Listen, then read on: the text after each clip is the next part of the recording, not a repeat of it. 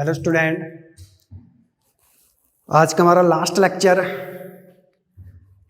Acid base and salt chapter number 5 chemistry in everyday life. Last lecture है soap and detergent.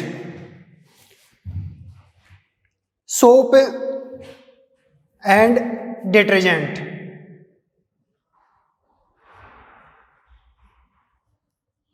तो पहले अपन देखते हैं सोप। सोप क्या होती है?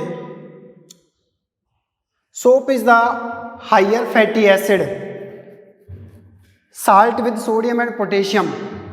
सोप एक हायर फैटी एसिड सोडियम और पोटेशियम साल्ट से बनी स्ट्रक्चर होती है। It means it is the higher fatty acid. ये एक तरह से हायर फैटी एसिड से बनी होती है। इस हायर फैटी एसिड में क्या क्या हो सकता है? Like palmitic acid, palmitic acid, oleic acid,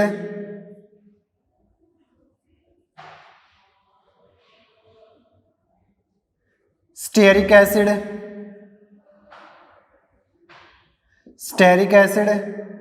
these are higher fatty acid present in the soap. कि सोप के अंदर ये एसिड प्रेजेंट होते हैं, palmitic acid, oleic acid, stearic acid. इन्हीं से ये क्या बनता है? सोप बनता है। बट ये ध्यान रखना है, soap is the salt of sodium and potassium. ये एक तरह से sodium and potassium, sodium Na और पोटेशियम K, इनके साल्ट होते हैं। विच कंटेन द कार्बन, जिसके अंदर कार्बन 12 से लेकर के कार्बन 18 तक प्रेजेंट होते हैं। कि कार्बन की अगर काउंटिंग देखते तो कार्बन 12 से लेकर कार्बन 18 तक इसके अंदर प्रेजेंट होते हैं। These are higher fatty acid. उनमें हायर फैटी एसिड में क्या क्या हो सकते हैं? Palmitic acid, oleic acid, stearic acid. और ये हायर फैटी एसिड जो साल्ट होते हैं वो सोडियम और पोटेशियम के बने होते हैं। इसका मतलब इसके अंदर क्या क्या प्रेजेंट होता है? सोडियम एंड पोटेशियम इसके अंदर प्रेजेंट होता है। जिसके अंदर कार्बन का अगर अपन देखते तो कार्बन कितने प्रेजेंट होते हैं? कार्बन 12 से लेकर के कार्बन 18 तक इसके अंदर प्रेजेंट होता है। These are made from the saponification reaction. ये हायर फैटी एसिड होते हैं, palmitic acid, oleic acid, stearic acid, जिसके अंदर कार्बन 12 से लेकर के कार्बन 18 तक प्रेजेंट होते हैं। और इन हायर फैटी एसिड को सोडियम हाइड्रोक्साइड के साथ हीटेड किया जाता है, गर्म किया जाता है, और हीट करने के बाद में अपने को सोप ऑब्टेन होती है। तो अगर इसकी केमिकल रिएक्शन देखें, it is the oldest detergent. एक तरह से ये ओल्डेस्ट डिटर्जेंट है। सोप फॉर्मेशंस की जो केमिकल रिएक्शन होती है जिसको अपन कहते हैं सैफोनिफिकेशंस। Chemical reaction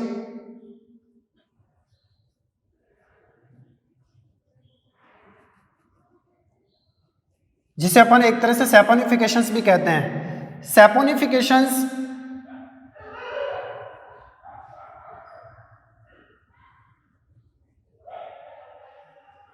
forming the soap heated of higher fatty acid.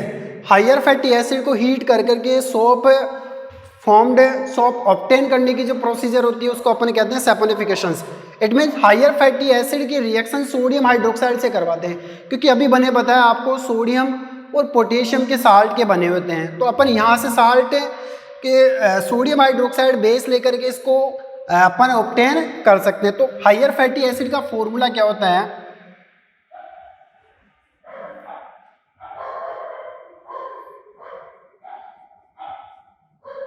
ये फॉर्मूला आपको याद रखना पड़ेगा। It is higher fatty acid, higher fatty acid.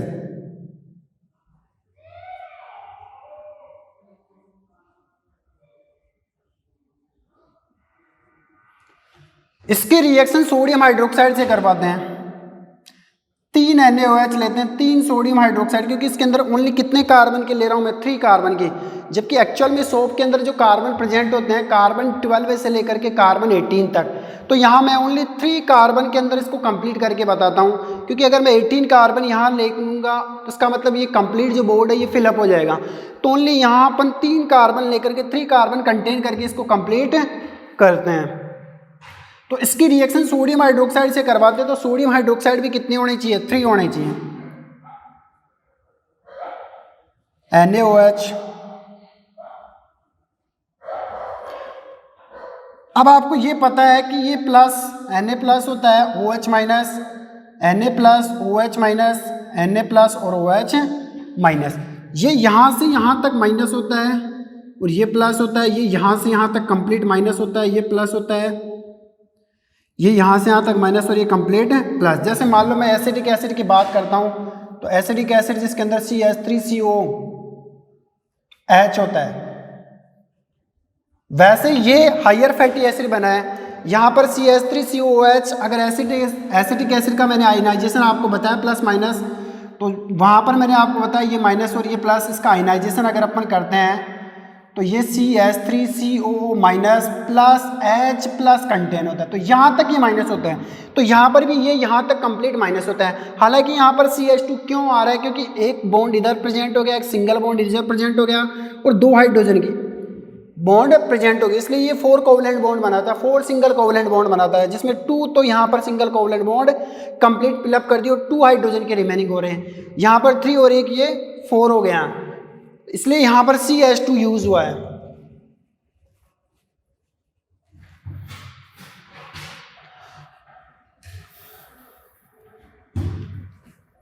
अब यहां से अपने को क्या ऑब्टेन करना है, ये रिएक्ट होंगे इसके साथ, प्लस वाला माइनस के साथ,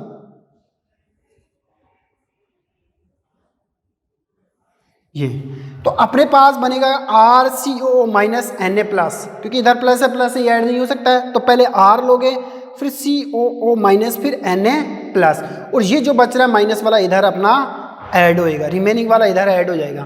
तो अपने पास यहां पर क्या शो करेंगे, हीटिंग, या जिसको अपन कहते हैं saponification, saponification, heating bye heated. अपने को सोप ऑब्टेन करना है, तो यहां से पहले R फिर CO माइनस Na माइनस फिर Na प्लस, तो अपने पास क्या आएगा, RCOO माइनस Na प्लस। यहाँ से ऐसे ये आएगा RCO माइनस Na प्लस, ऐसे ये अगले वाला RCO माइनस Na प्लस। तो ये 3 कार्बन से रिलेटेड मैंने आपको बता दिया है।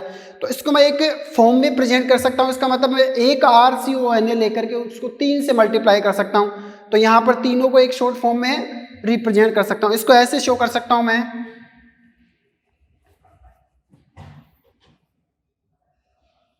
RCO माइनस Na प्लस, तो इसको मल्टीप्लाई 3 से मल्टीप्लाई कर देता हूँ, ऐसे ये कंप्लीट हो गया। सो इट इज द सोप। तो अभी जस्ट बताया था मैंने, ये सोडियम और पोटेशियम के साल्ट होते हैं, यहाँ पर आप सोडियम की जगह पोटेशियम भी ले सकते हो, ये प्लस में होता है। तो यहां से ये अपने पास क्या ऑब्टेन हो गया, soap, that is the soap. और जो बच रहा है वो एक तरह से क्या मिलेगा अपने को, ग्लिसरॉल, जिसके अंदर ये बच रहा है, ये CH2OH, CHOH और CH2OH, CH2OH, CHOH and CH2OH। ये जो अपने पास मिल रहा है इसको अपन कहते हैं ग्लिसरॉल।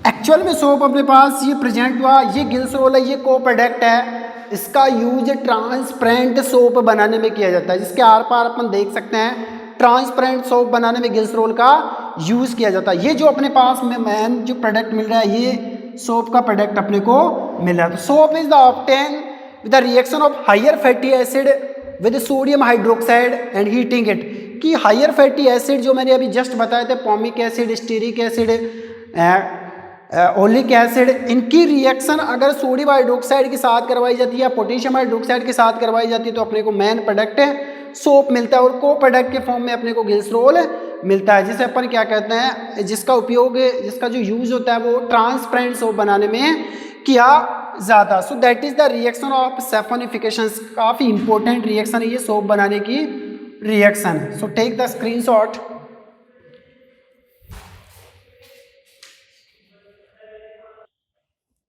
नेक्स्ट अपन यहाँ पर अगर सोडियम हाइड्रोक्साइड की जगह पोटेशियम हाइड्रोक्साइड ले सकते हैं, ये भी एक तरह से केमिकल रिएक्शन बनती है जिसको आपको कंप्लीट करना है। जैसे मान लो मैंने यहाँ पर हायर फैटी एसिड ले लिया, CH2OH, CHOH और CH2OH। यहाँ पर सोडियम हाइड्रोक्साइड की जगह पोटेशियम हाइड्रोक्साइड अपन ने KOH ले लिया, तो इससे भी आप सोप बना सकते हो, पोटेशियम साल्ट की सोप बन सकते हो। तो यहाँ पर 3 KOH लेने पड़ेंगे, 3 KOH आपको लेना पड़ेगा, KOOH, KOH और KOH। सेम सैफोनिफिकेशन प्रोसीजर है जिसके अंदर सोडियम हाइड्रोक्साइड की जगह पोटेशियम हाइड्रोक्साइड आपको लेना है। यहाँ पर OR और OR, ये minus plus plus minus and plus, ये प्लस माइनस माइनस और ये प्लस और ये माइनस, इस रिएक्शन को आपको कंप्लीट करना है। नेक्स्ट अगर अपन बात करते हैं soap work in the only soft water, it does not work in the hard water. Soap क्या होती है, सॉफ्ट वाटर में वर्क करती है, हार्ड वाटर में वर्क नहीं कर सकती। Does not cleaning action in the hard water. तो अपन नोटेबल जो पॉइंट क्या है, नोट अपने लिए हैं, soap have the cleaning action, have the cleaning action in soft water, in soft water, ये सॉफ्ट वाटर में अपना क्लीनिंग एक्शन करती है, but it does not cleaning action in the hard water, but does not work in hard water, work in hard water, ये hard water के अंदर work नहीं कर पाती है। रीजन क्या है कि सोप ओनली सॉफ्ट वाटर में अपना वर्क कंप्लीट कर पाती है, क्लीनिंग एक्शन कंप्लीट कर पाती है, इंप्योरिटीज को रिमूव कर पाती है। Does not work in the hard water, ये क्या रीजन है कि हार्ड वाटर, और हार्ड वाटर एक्चुअल में होता क्या है, हार्ड जो वाटर होता है वो सलाइन वाटर होता है। कैसा वाटर होता है, saline water, it is the saline water. Hard जो वाटर होता है वो सलाइन वाटर होता है।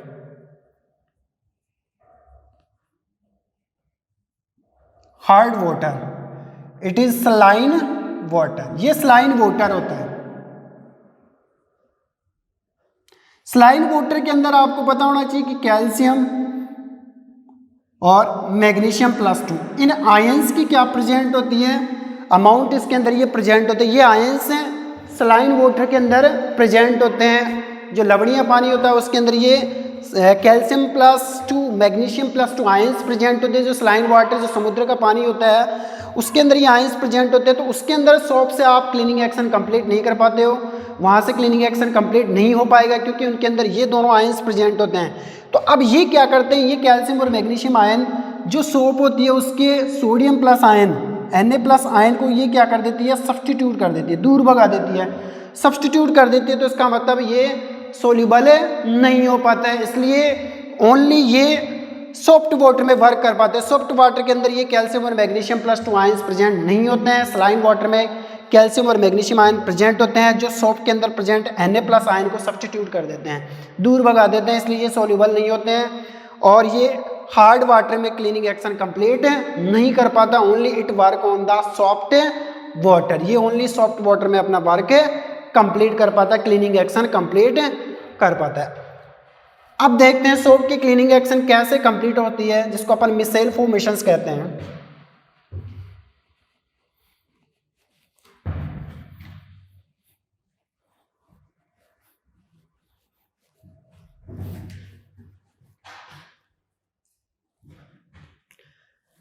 क्लीनिंग एक्शन जिसे अपन कहते हैं मिसेल फॉर्मेशन।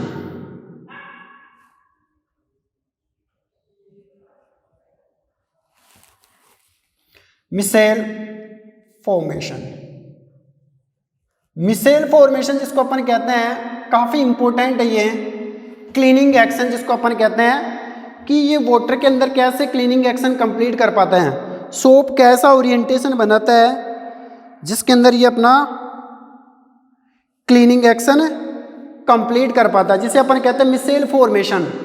मिसेल फॉर्मेशन का मतलब होता है cleaning action of the soap, कि ये क्लीनिंग एक्शन अपना कैसे कंप्लीट कर पाता है, एक तरह से क्लीनिंग ओरिएंटेशन या क्लीनिंग एक्शन,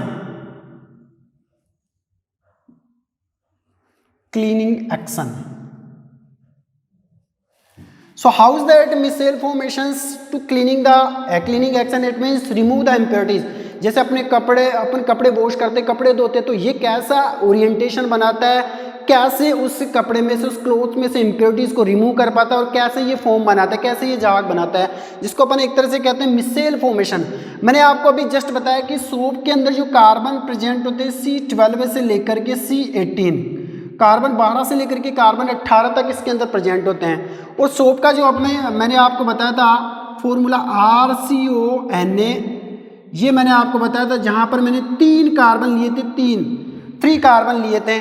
तो अगर मैं इसको आयनाइज करता हूँ RCONA को, जो सोप है इसको आयनाइज करते हैं तो ये कुछ इस तरह से बनता है RCO -Na+। तो इसका मतलब ये जो R ग्रुप अपने पास मिल रहा है और ये जो आयनिक पार्ट मिल रहा है, ये R जो ग्रुप है, अब जैसे मान लो यहाँ पर ये R ग्रुप है, इस R ग्रुप को कहते हैं अल्काइल ग्रुप। R जो ग्रुप है ये अल्काइल ग्रुप है जिसके अंदर कार्बन 12 से लेकर के 18 तक प्रेजेंट होते हैं, 12 से लेकर के 18 तक। अब जैसे मान लो मैं यहाँ पर कार्बन 17 का R ग्रुप बनाना है मेरे को, R ग्रुप जिसको हाइड्रोकार्बन चेन भी कहते हैं, एल्काइल ग्रुप होता है। ये एक हाइड्रोकार्बन की एक लंबी चेन होती है, लॉन्ग चेन होती है, जिसके अंदर कार्बन 12 से लेकर के कार्बन 18 तक प्रेजेंट होते हैं। तो यहाँ पर अगर मैं R ग्रुप के फॉर्म में ओनली कार्बन 17 लेता हूँ, कार्बन 70 तक इस R ग्रुप को मानता हूँ, तो कुछ स्ट्रक्चर इस तरह से बनेगी। R ग्रुप के अंदर मैं कार्बन 17 लूँ तो ये कुछ इस तरह से बनेगा CH3 CH2 CH2, ऐसे 17 कार्बन लेने मेरे को, 1 2 3 4 5 6 7 8 9 10 11 12 13 14 15 16 एंड 17। ऐसे ये एक तरह से अपने पास मिल गया R ग्रुप। ये एक तरह से अपने पास क्या मिल गया, R ग्रुप, एल्काइल ग्रुप बन गया। एल्काइल ग्रुप है जिसके अंदर कार्बन 17 अपन ने ले लिए, 1 2 3 4 5 6 7 8 9 10 11 12 13 14 15 16 एंड 17। अब ये जो बच रहा अपने पास ओनली CONA, ये यहाँ पर अपन क्या कर देते हैं, रिप्रेजेंट कर देते हैं। ये अपन ने रिप्रेजेंट कर दिया, तो ये अपने पास एक तरह से R ग्रुप मिल गया, एल्काइल ग्रुप बन गया, जिसको अपन कहते हैं long hydrocarbon chain, long hydrocarbon chain. तो ये अपने को लॉन्ग हाइड्रोकार्बन चेन मिल गई, प्लस ये वाला जो अपने को पॉइंट मिल रहा है लास्ट वाला, इसको आयोनिक पार्ट भी कहते हैं क्योंकि इसके अंदर प्लस और माइनस शो हो रहे हैं, या पोलर पार्ट भी कहते हैं इसको अपन कहते हैं आयोनिक पार्ट,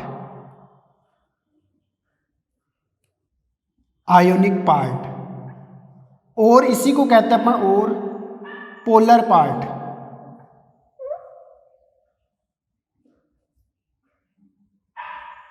पोलर पार्ट। इस हाइड्रोकार्बन, लॉन्ग हाइड्रोकार्बन चेन को और क्या कह सकते हैं अपन, और इसे अपन कहते हैं हाइड्रोफोबिक पार्ट। ये इंपॉर्टेंट है, हाइड्रोफोबिक पार्ट। और ये वाला जो पार्ट हो गया आयोनिक पार्ट, इसे अपन और क्या कहते हैं, it is called hydrophilic part, hydrophilic part. So what was the reason about of the hydrophobic and hydrophilic part? Hydrophobic part क्यों कहते हैं और इसको हाइड्रोफिलिक पार्ट क्यों कहते हैं? क्योंकि ओरिएंटेशन होता है, the orientation of hydrophobic and hydrophilic part two cleaning action, कि क्लीनिंग एक्शन में हाइड्रोफोबिक और हाइड्रोफिलिक पार्ट का जो ओरिएंटेशन होता है उसी को अपन क्या कहते हैं? Micelle formation. एक तरह से ये जो चैन बन रही है आयोनिक पार्ट के साथ, इसको अपन मिसेल कहते हैं, राइट। तो एक सिंगल चैन की बात कर रहा हूं यहां पर। So orientation of hydrophobic part and hydrophilic part is called micelle formation, जिसमें हाइड्रोफोबिक जो पार्ट होता है वो लॉन्ग हाइड्रोकार्बन चैन होती है, जिसके अंदर कार्बन 17 प्रेजेंट हो गए और हाइड्रोजन ये 35 प्रेजेंट हो गए, तो हाइड्रोकार्बन चैन लॉन्ग हाइड्रोकार्बन चैन कहते हैं। इसी को कहते हैं आयोनिक पार्ट और पोलर पार्ट, क्योंकि इसके अंदर माइनस और प्लस आयंस प्रेजेंट है, और इसी को और क्या कहते हैं? Hydrophilic part. अब क्वेश्चन ये अराइज होता है हाइड्रोफोबिक पार्ट होता क्या है? Why what was the reason about that is said of hydrophobic part? क्या रीजन है इसको अपन हाइड्रोफोबिक पार्ट कहते हैं? हाइड्रोफोबिक वर्ड जो बना है हाइड्रोफोबिया से बना है। किससे बना? हाइड्रोफोबिया। हाइड्रोफोबिया, हाइड्रोफोबिया मीन्स क्या होता है? Fear from water, fear from water, water से फियर करना, डर लगना, वाटर से डर लगना। किसको? इस लॉन्ग हाइड्रोकार्बन चेन को। इस लॉन्ग हाइड्रोकार्बन चेन को जब अपन क्लीनिंग एक्शन करते हैं, क्लोथ्स के सोप यूज करके उसका क्लीनिंग एक्शन करते हैं, तो ये हाइड्रोफोबिक जो पार्ट होता है, लॉन्ग हाइड्रोकार्बन चेन होता है, it is the fear from the water, water से इसको काफी डर लगता है। इट मीन्स वाटर के साथ इसका कोई रिलेशन नहीं होता, there are be no relations with the water, ये वाटर के साथ कोई रिलेट नहीं होता है, क्योंकि वाटर से इसको क्या लगता है? डर लगता है। हाइड्रोफोबिया हो गया। हाइड्रोफोबिया का मतलब यही होता है एक तरह से कि वाटर से डर लगना। जैसे रेप्टोवायरस, कुत्ते के काटने पर, डॉग के काटने पर रेबीज जो वायरस होता है वो ब्लड में चला जाता है, जिससे रेप्टोवायरस कहते हैं, और उसी से एक डिजीज होती है जिसको कहते हैं हाइड्रोफोबिया, यानी वाटर से डर लगना। तो ऐसे ये पार्ट है, लॉन्ग हाइड्रोकार्बन चेन पार्ट है, जिसको हाइड्रोफोबिक पार्ट कहते हैं। यह वर्ड हाइड्रोफोबिया से बना है, इसका मतलब फियर फ्रॉम द वाटर। यहाँ से हाइड्रोफोबिया इसके लिए यूज किया गया, यानी वाटर से इसको क्या लगता है? डर लगता है। इट मीन्स अगर मैं यहाँ पर ये वाटर से डर रहा है तो इसका मतलब इसका रिलेशन किसके साथ है? वाटर के साथ इसका कोई रिलेशन नहीं है। तो जब अपन क्लीनिंग एक्शन कर रहे हैं, कपड़े धो रहे हैं, वॉशिंग कर रहे हैं क्लोथ्स की, तो इसका मतलब वाटर के साथ कोई रिलेशन नहीं है, तो फिर ये वॉशिंग में किस काम में आएगा? So it is use to remove of impurities. इसका जो यूज होता है इम्प्योरिटीज को रिमूव करना, वाटर के साथ कोई रिलेशन नहीं है। भाई वाटर तुम्हारा काम इतना ही, हमारा तुम्हारे साथ कोई रिलेशन नहीं है, but it relate with the impurities, ये इम्प्योरिटीज के साथ रिलेट करता है, क्योंकि क्लोथ्स के अंदर कुछ ऐसी इम्प्योरिटीज प्रेजेंट होती है, लाइक ऑयल, ग्रीस, ऐसा कुछ इम्प्योरिटीज उसके अंदर प्रेजेंट होती है, तो उनके साथ ये रिलेट होता है लॉन्ग हाइड्रोकार्बन चेन या हाइड्रोफोबिक पार्ट। तो उन इम्प्योरिटीज को ये रिमूव करने में हेल्प करते हैं। तो अगर इसका पॉइंट की बात करते हैं तो फंक्शन क्या हुआ इसका?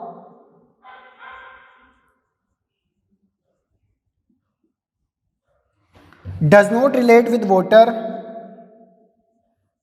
does not relate with water, but remove the, important है ये, but remove the impurities like oil, grease, like oil, grease from water, from water, water से ये impurities को क्या कर देता है? रिमूव कर देता है। It means sorry from clothes, क्योंकि वाटर से तो इसका कोई रिलेशन होता नहीं है। फ्रॉम क्लॉथ, कपड़े से ये जितनी भी impurities है, ऑयल, ग्रीस, उनको ये रिमूव कर देता है। वाटर के साथ कोई इसका रिलेशन है नहीं है, इसलिए इसको हाइड्रोफोबिक पार्ट कहते हैं। फिर बात करते हैं अपन इसके आयोनिक पार्ट की। आयोनिक जो पार्ट होता है इसको अपन पोलर पार्ट भी कहते हैं, ये हाइड्रोफिलिक पार्ट होता है। इसका मतलब ये वाटर के साथ इसका रिलेशन होता है। वाटर के साथ अगर इसका रिलेशन होता है तो इसका काम क्या होता है? इसका जो वर्क होता है, it is use to forming of foam, जिसको फेनल भी कहते हैं अपन, झाग बनाने के काम में आता है। सो अगर इसका नोट अगर फंक्शन देखते हैं पोलर पार्ट का, तो ये झाग बनाने के काम में आता है, और ये वाला जो होता है इम्प्योरिटीज को रिमूव करने के काम में आता है, oil grease. It is used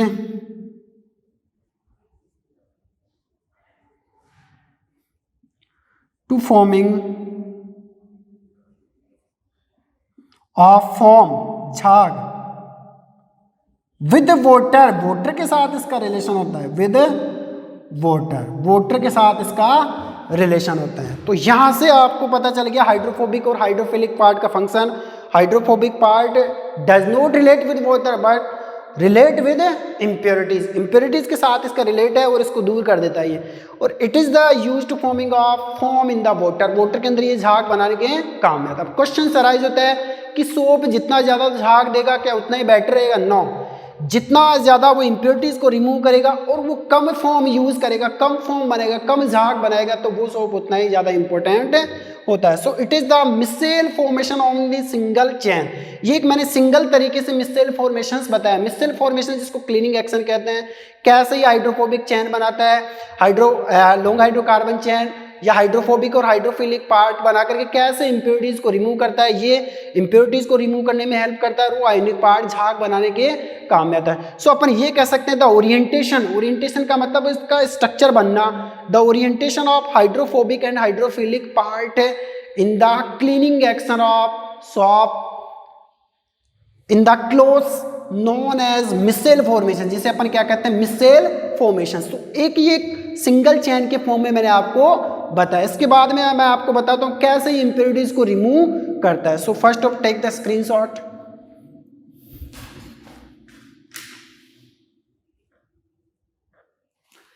अब ये देखते हैं ये कैसे मिसेल स्ट्रक्चर के साथ, मिसेल ओरिएंटेशंस के साथ कैसे इंप्योरिटीज को रिमूव करते हैं। कि अगर मैं इसकी बात करता हूं लॉन्ग हाइड्रोकार्बन चेन, तो उसको मैं किस तरीके से रिप्रेजेंट कर सकता हूं ओरिएंटेशन में। और आयनिक पार्ट जिसको हाइड्रोफोबिक पार्ट भी कहते हैं, कैसे इसको रिप्रेजेंट कर सकते हैं। तो यहां से अगर मैं ये देखूं कि कार्बन 12 से लेकर के कार्बन 18, यहां पर 17 कार्बन लिए थे, तो इसको मैं एक तरह से यूं भी रिप्रेजेंट कर सकता हूं। ये जो स्ट्रक्चर है इसको एक तरह से लॉन्ग हाइड्रोकार्बन चेन ही कहते हैं, यूं। इसका मतलब यहाँ पर जो ग्रुप है वो CH3, यहाँ पर ये ग्रुप है ये CH2 है, फिर यहाँ पर ये CH2 ऐसे यूं चलता रहता है। तो उसको मैं सीधा सीधा ऐसे रिप्रेजेंट कर सकता हूँ, जिसके अंदर कार्बन 17 से और H35 प्रेजेंट हो। तो लास्ट के अंदर ये पोलर जो पार्ट होता है वो कुछ यूं प्रेजेंट होता है, ये माइनस और ये Na+। तो ये एक तरह से ओरिएंटेशन अपने पास बन गया। इसी के बेस पर अपन इसका ओरिएंटेशन देखते हैं।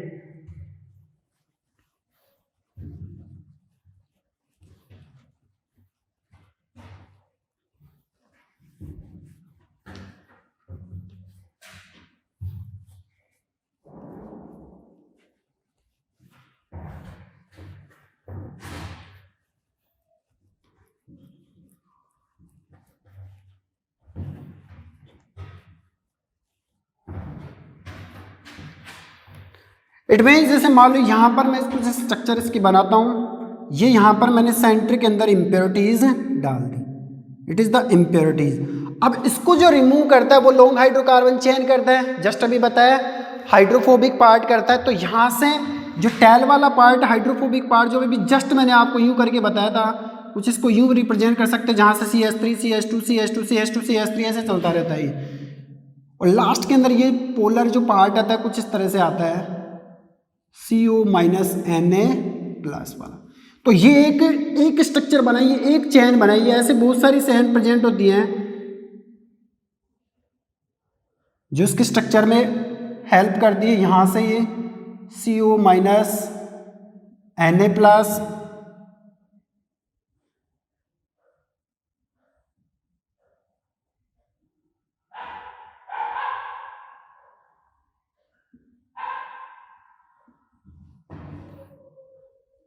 ये आप कितनी भी बना सकते हो, ये ज़रूरी ये फिक्स नहीं है। यहाँ पर ये आप कितनी भी इसकी चैन ये ले सकते हो। एक यहाँ से बना दी जैसे CO- Na+, एक इधर से ले ली।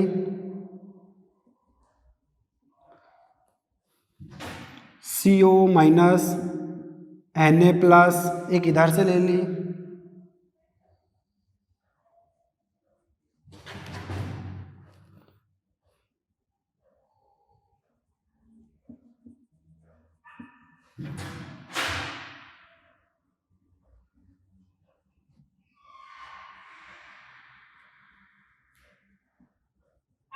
Na प्लस, एक मैंने ये ले ली, CO माइनस Na प्लस, और एक लास्ट और ले लेते हैं,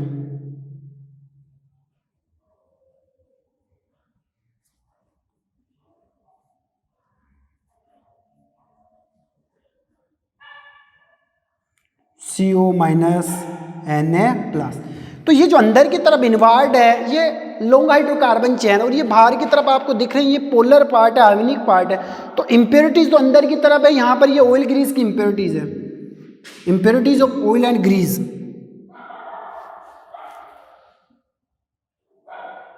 इम्प्योरिटीज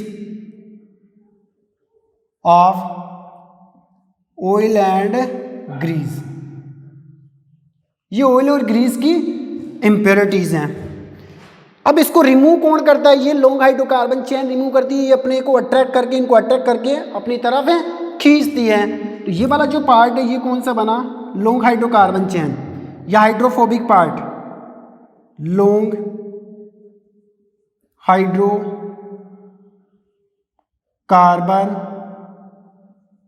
चेन, और इसी को कहते हैं हाइड्रोफोबिक पार्ट, हाइड्रोफोबिक पार्ट भी कहते हैं। ये वाला जो पार्ट अपने आयोनिक पार्ट अपने को मिल रहा है इसको अपन कहते हैं आयोनिक पार्ट और पोलर पार्ट, आयोनिक पार्ट, और इसी को कहते हैं अपन पोलर पार्ट, पोलर पार्ट। तो ये रिमूव करता है, ये ओनली वाटर के साथ रिलेट होता है, फोम बनाने के काम में आता है, और ये क्या करता है? इम्प्योरिटीज को रिमूव करता है। तो ऐसे ये स्ट्रक्चर जो बन रही है आपकी मिसेल फॉर्मेशन स्ट्रक्चर है। ऐसे आपको डायग्राम बनाना है जिसके अंदर सेंटर में आपको इम्प्योरिटीज रखना है और उसके चारों तरफ ये हाइड्रोकार्बन चेन के साथ ये आयोनिक पार्ट या पोलर पार्ट आपको अरेंज करना है। इस पूरी स्ट्रक्चर को अपन कहते हैं micelle formation. So take the screenshot.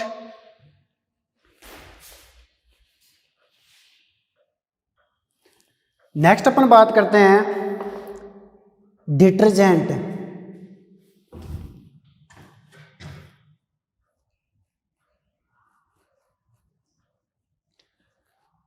Detergent made from sodium, ये किस किस से बने होते हैं? एल्काइल सल्फेट, और किससे बने होते हैं? या फिर सोडियम एल्काइल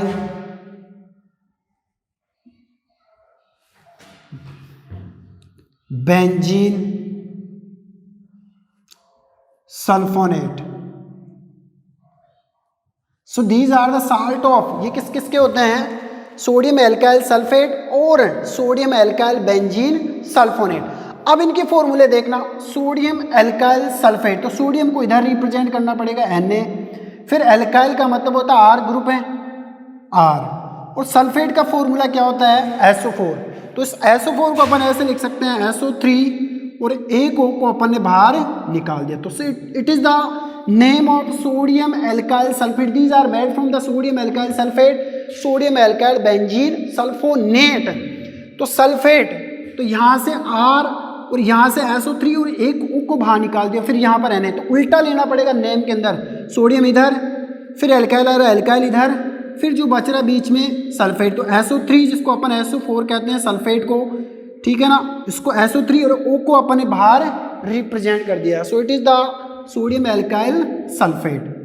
सेकेंड अगर बात करते हैं सोडियम एल्काइल बेंजीन सल्फेट, तो इसको भी सेम ऐसे प्रेजेंट करते हैं, सोडियम इधर आएगा, फिर एल्काइल R ग्रुप इधर आ गया, और बेंजीन सल्फोनेट। सल्फोनेट का जो फॉर्मूला होता है वो क्या होता है? SO3, और बेंजीन का जो फॉर्मूला अपने पास बच रहा है वो C6H5। तो सोडियम एल्काइल बेंजीन सल्फेट। ऐसे ही इसका स्ट्रक्चर होती है। So it is the structure of detergent made from sodium alkyl sulphate and sodium alkyl benzene sulphonate. Sulphonate के अंदर SO3 आता है और सल्फेट के अंदर SO4 आता है। It is the salt of sodium alkyl sulphate and sodium alkyl benzene sulphonate. अब बात आती है it work in hard and soft water. ये हार्ड और सॉफ्ट वाटर दोनों के अंदर ये वर्क करता है डिटर्जेंट। बिकॉज अगर हार्ड वाटर की बात करते हैं कि सॉफ्ट वाटर में, तो वैसे ही ये वर्क करता है। हार्ड वाटर की बात करते हैं तो हार्ड वाटर के अंदर Ca+2 और Mg+2 आयंस प्रेजेंट होते हैं। तो इन आयंस को ये क्या कर देता है, सब्सटीट्यूट कर देता है, राइट है, इन आयंस को सब्सटीट्यूट कर देता है और इजीली ये क्लीनिंग एक्शन अपना हार्ड वाटर में कर पाता है। इसलिए ये हार्ड और सॉफ्ट दोनों वाटर के अंदर अपना क्लीनिंग एक्शन कंप्लीट करता है। जबकि सोप की बात करते हैं तो soap work only in hard water, only sorry in soft water. ये हार्ड और सॉफ्ट दोनों के अंदर ये कंप्लीट कर पाता अपना cleaning action. So it is the detergent. ये आपका सोप एंड डिटर्जेंट कंप्लीट हुआ। Next we will discuss in next lecture. Thank you.